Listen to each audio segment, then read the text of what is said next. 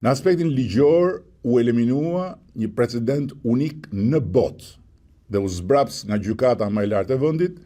një brutalitet alla shqiptarçe në interpretimin e ligjit, i cili goditi organizmin demokratik të shtetit.